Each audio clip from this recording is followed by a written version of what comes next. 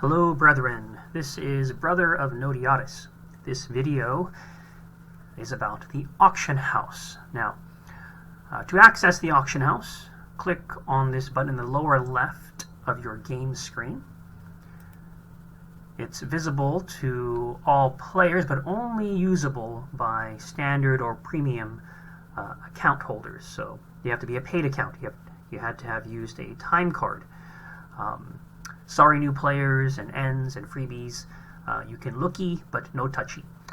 The only exception is a time card. And if you save some gold, then you can purchase a time card from the auction house. I believe that's the only exception. Speaking of time cards and gold, I am low on gold, so I am going to sell an item, namely a time card. So you must place the item you want to sell into storage. Okay, and what you do is you have to be in town.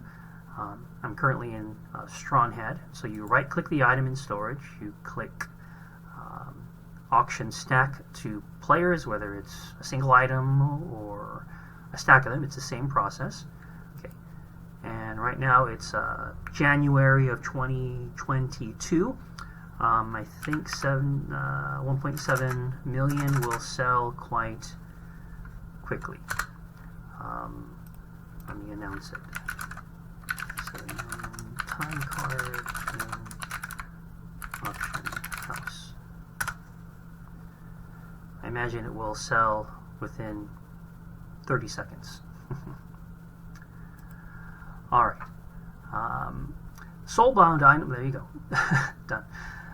Soulbound items, you'll notice the SB in the arrows right after the name of the item. You cannot sell them. It's like if you try to sell them, you type in an amount, you get this. You cannot auction a soulbound item because it cannot be traded. How do you get around this? Well, you have to... Sorry, Rag, it's already sold. Actually, I can sell some more. Let's do that. There. So the entire stack is for 1.7 million each. If someone wants to buy it all, it's 6.8 million. And it's gone. There you go. To sell a soulbound item, you have to unsoulbound it. How do you do that? You take the item, you have to commit to selling it to the store. Okay. Do you really want to sell it? Yes. And then you have to buy it back. Okay, buy it back immediately. There it is. Now you notice that there's no SB, and then you can go back and you can now sell it. But I'm not going to sell this. I'm going to give it to my alt. So go back into my inventory.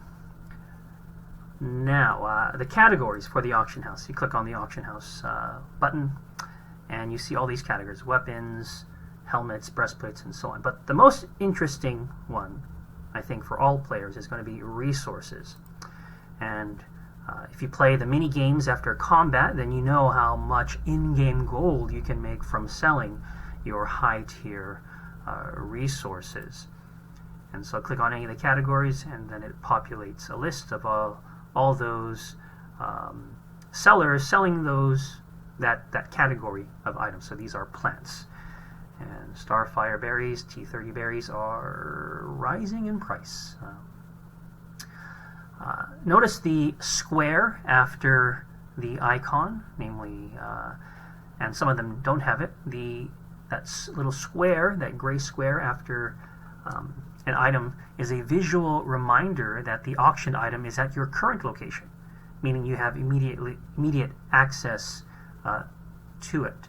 So let's purchase this guy from Chris. There it is. It's right here. I can move it. I can put it into my inventory. I can use it immediately. Okay. Go back to plants. And then there are items that don't have that square item, and they are far, far away. This one's an and all. And so if I purchase it, It's in my storage, and it's there, and you see it has that the line through it, and I can't move it. I have to, the stored item you're attempting to access is not at your current location. So you'll have to travel to that location or transport the item before you can actually use it. Now, my favorite part of the auction house is if you click the button and then go to resources, and a very useful feature, long press or right click the resources, and it will bring up an ordered list of all the resource categories, so one after another. It's a simple way to get an overview of all the available resources in a scrollable list. So you can just cycle through and see any deals or cheap resource items. So again, just go back to the auction button, go down to resources and right click, and then it brings up that ordered categorized list of everything, of all the resources. You can always message the seller of an item. Perhaps you can ask for a discount or haggle to a better price. And actually there are some sellers who set the price of their items at intentionally absurd costs. For example, you usually see this in runes. So this runes don't sell very often at all, but no one's going to buy energy theft rune for their clan at 5 million.